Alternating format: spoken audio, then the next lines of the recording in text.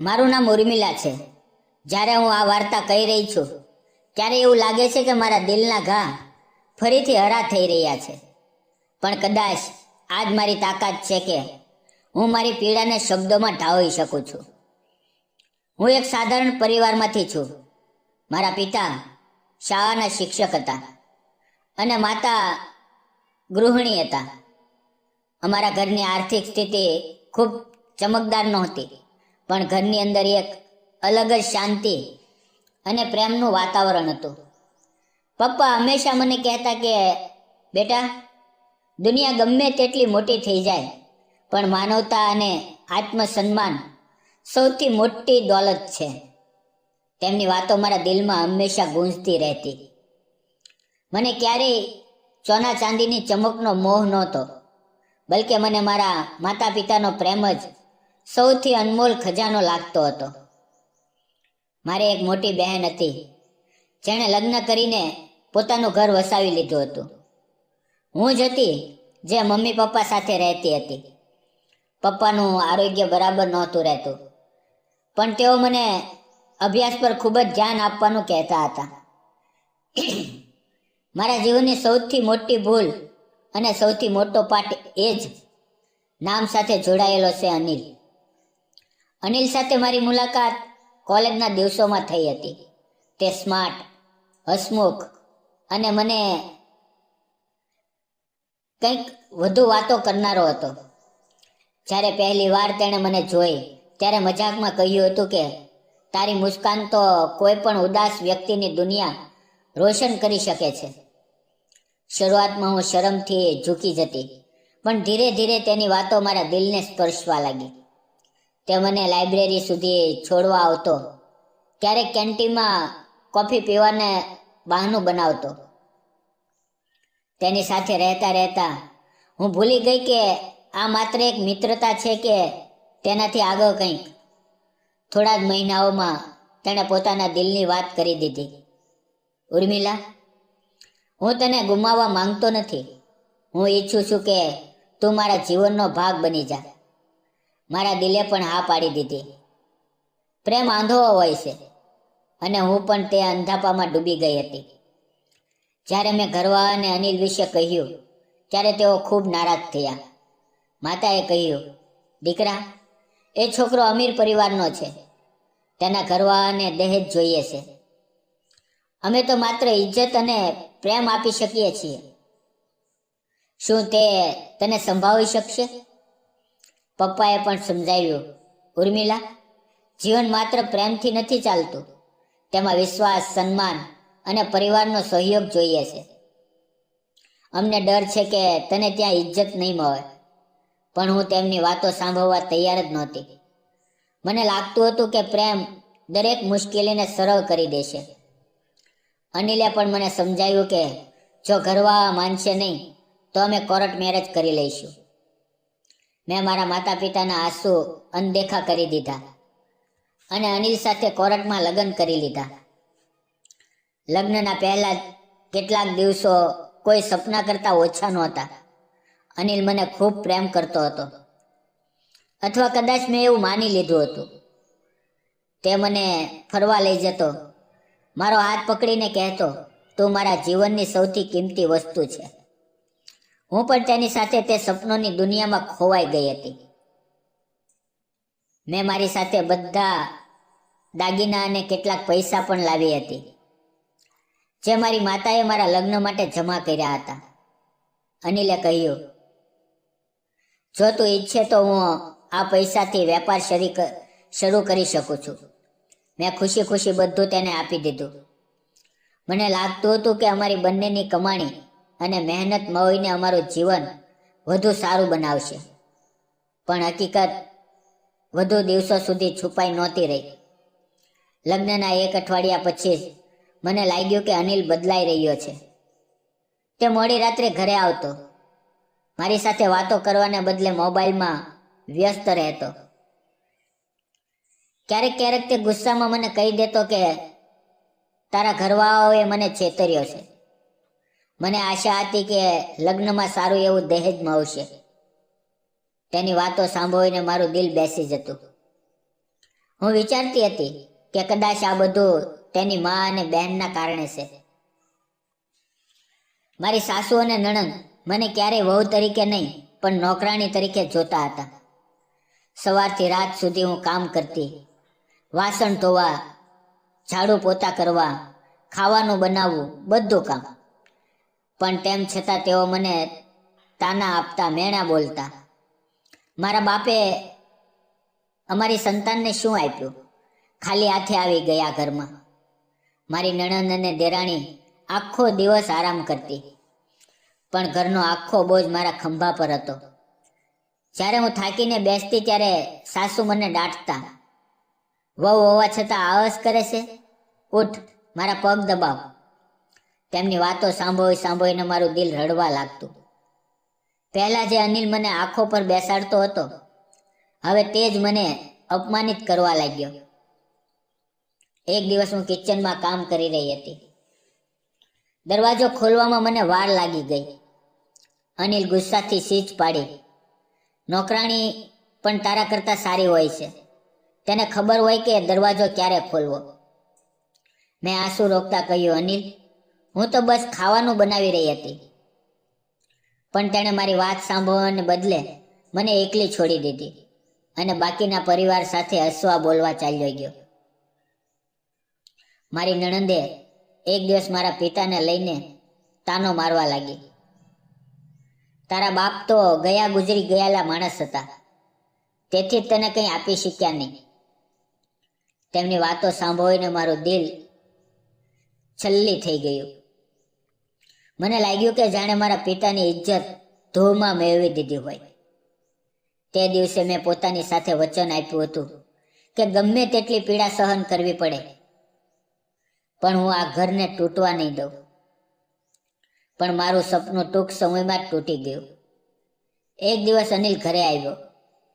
તેના હાથમાં કાગળ હતા. તેણે તે કાગળ મારા મોઢા પર ફેંકી દીધા અને કહ્યું, આ છૂટાછેડાના કાગળ છે. હું હવે તને મારી પત્ની માનવા તૈયાર નથી. હું આશ્ચર્યચકિત થઈ ગઈ. મેં તેના પગ પકડીને રડતા રડતા કહ્યું, અનિલ, આવું ન કર. મેં બધું તારા માટે છોડી દીધું છે. પણ તે ન માન્યો. તેની મા અને બહેને તેને ભડકાવ્યો, આ સ્ત્રીને ઘરમાંથી કાઢી મૂક. અમને દહેજ જોઈએ છે, મફતની નોકરાણી નહીં. અનિલે મને ધક્કા મારીને બહાર કાઢી દીધી. મારી પાસે ન દાગીના હતા, ન પૈસા. બધું તેના વેપારમાં લગાવી દીધું હતું. તે દિવસે મને ખ્યાલ આવ્યો કે માણસ જ્યારે લાલચમાં અંધો થઈ જાય ત્યારે પ્રેમ અને સંબંધો તેના માટે કોઈ અર્થ નથી. તે રાત્રે હું એકલી રસ્તા પર ભટકતી હતી. આકાશમાં વાદળો હતા અને તેજ પવન ચાલી રહ્યો હતો. મારા આંસુ રોકાતા નહોતા. હું વિચારતી હતી કે શું આજ મારા પ્રેમનો અંજામ છે? શું ખરેખર મેં ખોટા માણસને મારું બધું આપી દીધું? મારું દિલ તૂટી ગયું હતું, પણ મારી શ્વાસ હજુ ચાલી રહી હતી. કદાચ જીવન મને હજુ વધુ કંઈક બતાવવા માંગતું હતું. તે રાત્રે જ્યારે અનિલે મને ઘરમાંથી કાઢી મૂકી, ત્યારે હું કોઈ મંજિલ વગર રસ્તાઓ પર ભટકતી હતી. મારી પાસે ન છાપરું હતું, ન ખાવાનું, ન કોઈ આધાર. ઠંડા પવન મારા આંસુ સૂકવાની કોશિશ કરી રહ્યા હતા, પણ મારું દિલ એટલું ભારે હતું કે કંઈ સુખ આપી શકતું નહોતું. મેં મંદિરના પગથિયા પર બેસીને આકાશ તરફ જોયું. દિલમાં ભગવાનને પ્રશ્ન કર્યો, શું આજ મારી કિસ્મત છે? મેં તો માત્ર સાચો પ્રેમ કર્યો હતો, તો મને આ સજા કેમ? લોકો મારી પાસેથી પસાર થઈ જતા. કોઈ મને દયાથી જોતું, કોઈ ઘૂરીને. મને શરમ આવતી હતી કે હું કઈ હાલતમાં અહીંયા છું. રાત ઊંડી થવા લાગી હતી ત્યારે એક નશેડી માણસ મારી પાસે આવી ગયો. તેની આંખો લાલ હતી અને તે લડખડાતો બોલ્યો, એકલી છો? ચાલ મારી સાથે, હું તને જગ્યા આપીશ. મારા રૂવાડા ઊભા થઈ ગયા. હું ડરથી ભાગી. રસ્તા પર અંધારું હતું, પગ કાપતા હતા, પણ મેં પૂરી તાકાત લગાવીને દોડ લગાવી. કોઈ રીતે હું એક બસ સ્ટોપના શેડમાં જઈને બેસી ગઈ. તે રાતે ઊંઘ તો દૂર, આંખો બંધ કરવાની પણ હિંમત નહોતી. સવાર થઈ તો મારું ગળું સુકાઈ રહ્યું હતું. મારી પાસે પૈસા નહોતા. હું પગપાળા ચાલતી રહી. લોકો પોતાના કામ પર જઈ રહ્યા હતા, પણ હું જાણે ભીડમાં ખોવાઈ ગઈ હતી. એક દુકાનદાર પાસે જઈને મેં હિંમત કરીને કહ્યું, ભાઈ, પાણી મળશે? મારી પાસે પૈસા નથી. તેણે દયા દાખવીને મને પાણી પીવડાવ્યું અને એક બિસ્કિટનું પેકેટ આપી દીધું. તે દિવસે મને સમજાયું કે ક્યારેક અજાણ્યા પણ પોતાના હોય છે. થાક અને કમજોરીથી મારું શરીર જવાબ આપી રહ્યું હતું. ત્યારે મને સામે એક મોટી હોસ્પિટલ દેખાય. હું અંદર ગઈ. કદાચ મનમાં એક જ વિચાર હતો કે અહીંયા કોઈ મદદ કરશે. રિસેપ્શન પર ઊભેલી નર્સે મને જોઈને પૂછ્યું, તમે કોને મળવા આવ્યા છો? મારી આંખોમાંથી આંસુ વહેવા લાગ્યા. મેં કાપતા અવાજે કહ્યું, હું ખૂબ એકલી છું. મને ક્યાંક રહેવાની જગ્યા જોઈએ છે. ત્યાંથી પસાર થતા એક ડૉક્ટરે મારી હાલત જોઈ. તેમનું નામ ડૉક્ટર રોહિત હતું. ડૉક્ટર રોહિતે મને પોતાની ઓફિસમાં બોલાવી. તેમણે ધીમેથી પૂછ્યું, દીકરા, તને શું થયું છે? આ હાલત કેવી રીતે થઈ? મેં પૂરેપૂરું સત્ય કહી દીધું. લગ્ન, અપમાન, છૂટાછેડા. આ બધું સાંભળીને તેમની આંખો ભરાઈ આવી. તેણે કહ્યું, દીકરા, હું તને મારી બહેન સમજુ છું. જો તું ઈચ્છે તો મારા ઘરે ચાલી શકા છો. મારી પાસે બીજો કોઈ આધાર નહોતો, તેથી મેં આ કરી દીધી. રોહિતનું ઘર ખૂબ સાધારણ હતું. તેમની પત્ની તેમને છોડીને માયકે ચલી ગઈ હતી, કારણ કે તે ગરીબ હતા. ઘરમાં માત્ર તેમની વૃદ્ધ માતા રહેતા હતા. રોહિતે પોતાની માતાને કહ્યું, અમ્મા, આ મારી બહેન જેવી છે.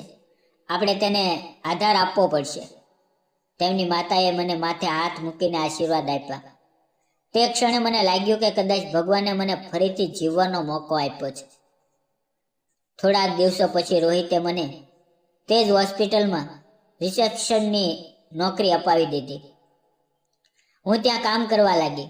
મને પગાર મળવા લાગ્યો અને ધીરે ધીરે આત્મવિશ્વાસ પણ પાછો આવવા લાગ્યો. 4 મહિના સુધી હું રોહિતના ઘરમાં રહી. પણ જ્યારે તેમની પત્ની પાછી આવી ગઈ, ત્યારે મેં પોતે હોસ્ટેલમાં શિફ્ટ થવાનો નિર્ણય લીધો. હું બોજ બનવા નહોતી માંગતી. 1 વર્ષ વીતી ગયું. મેં મહેનત અને ઈમાનદારીથી કામ કર્યું. ધીરે ધીરે હોસ્પિટલના સ્ટાફ અને દર્દીઓ મને પસંદ કરવા લાગ્યા. લોકો કહેતા, ઉર્મિલાજી, તમારા ચહેરાની મુસ્કાનથી જ અમને આશા મળે છે. એક દિવસ અચાનક હોસ્પિટલના માલિકે મને બોલાવી. મને સમજ ન પડી કે તેમણે કેમ બોલાવી છે. જ્યારે હું તેમની કેબિનમાં ગઈ, ત્યારે આશ્ચર્યચકિત થઈ ગઈ. સામે ઊભા હતા રાહુલ, મારા મોહલ્લાના વિનોદ અંકલનો દીકરો. રાહુલ તે જ હતો જેને મેં બાળપણથી જોયો હતો. તે મને ચૂપચાપ પસંદ કરતો હતો, પણ તેની ગરીબી જોઈને મારા પરિવારે ક્યારેય તેને સ્વીકાર્યો નહોતો. રાહુલ હસતા હસતા બોલ્યો, ઉર્મિલા, મને વિશ્વાસ નથી થતો કે આજે તું મારી હોસ્પિટલમાં કામ કરી રહી છે. મારી આંખો ભરાઈ આવી. મેં વિચાર્યું, કિસ્મત કેટલી વિચિત્ર છે. જેને અમે ગરીબીના કારણે ઠુકરાવ્યો હતો, તે જ આજે આટલો મોટો ડોક્ટર અને માલિક બની ગયો છે. કેટલાય દિવસો પછી રાહુલે મને કહ્યું, ઉર્મિલા, હું હંમેશાથી તને પ્રેમ કરતો હતો, પણ મને ક્યારેય હિંમત નહોતી કહેવાની. તારી ખુશીઓ માટે મેં ખૂબ મહેનત કરી. આજે જો તું ઈચ્છા તો હું તને મારા જીવનનો ભાગ બનાવવા માંગુ છું. મારી આંખોમાંથી આંસુ વહેવા લાગ્યા. મેં ભગવાનનો આભાર માન્યો કે તેમણે મને ફરીથી જીવવાનો મોકો આપ્યો. રાહુલ મને મારા પરિવાર પાસે લઈ ગયો. મને જોઈને મા અને બહેન ફૂટી ફૂટીને રડી પડ્યા. માતાએ કહ્યું, બેટા, અમે તને ગુમાવી દીધી હતી, પણ ભગવાને તને પાછી મોકલી દીધી. તે રાહુલને ભેટી પડ્યો અને અમારા સંબંધને સ્વીકાર કરી લીધો. 1 મહિનાની અંદર જ અમારા લગ્ન થઈ ગયા.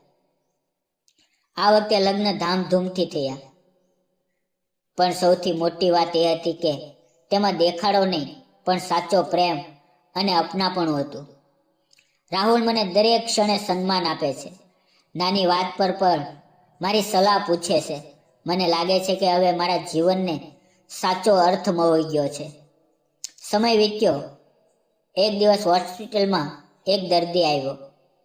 તેના વાળ વિખરાયેલા હતા, કપડાં ગંદા હતા અને એક પગ પ્લાસ્ટરમાં હતો. જ્યારે મેં તેને જોયો ત્યારે મારું દિલ જોરથી ધડકી ઉઠ્યું. તે અનિલ હતો. તેણે અચકાતા કહ્યું, ઉર્મિલા, મને માફ કરી દે. હું બરબાદ થઈ ગયો છું. વેપાર ડૂબી ગયો. પરિવાર વાળાએ મને છોડી દીધો. હું એકલો છું. મારામાં ગુસ્સો પણ હતો અને દયા પણ. મેં કહ્યું, અનિલ, તે મને ત્યારે છોડી દીધી હતી જ્યારે હું સૌથી કમજોર હતી, પણ આજે માનવતાના નાતે હું તને માફ કરું છું. રાહુલે તેની સારવાર મફતમાં કરાવી. અનિલ ધીરે ધીરે સાજો થયો અને તેણે પોતાની ભૂલોમાંથી શીખ્યો. તેણે મારી પાસે હાથ જોડીને કહ્યું, ઉર્મિલા, તું સાચે જ ખૂબ મહાન છે. કાશ મેં તને ત્યારે સમજી લીધી હોત. મેં માત્ર મુસ્કુરાતા જવાબ આપ્યો, હવે મારું જીવન રાહુલનું છે. પણ તને એક વાત યાદ રાખવી જોઈએ, લાલચ ક્યારેય કોઈનું ભલું નથી કરતી. આજે હું રાહુલની પત્ની છું. અમારું જીવન ખુશખુશાલ છે. પણ જ્યારે પણ હું પાછળ વળીને જોઉં છું ત્યારે મને લાગે છે કે મારી વાર્તા માત્ર મારી નથી, પણ તે તમામ સ્ત્રીઓની છે જે દહેજ, લાલચ અને અપમાનનો ભોગ બને છે. મેં શીખ્યું કે સાચો પ્રેમ તે જ છે જેમાં સન્માન અને અપનાપણું હોય, અને માનવતા એ જ છે કે જે આપણને દુઃખ આપનારને પણ માફ કરતા શીખવે. મિત્રો, વાર્તા કેવી લાગી? સારી લાગી હોય તો લાઈક અને કોમેન્ટ જરૂર કરજો. ધન્યવાદ મિત્રો.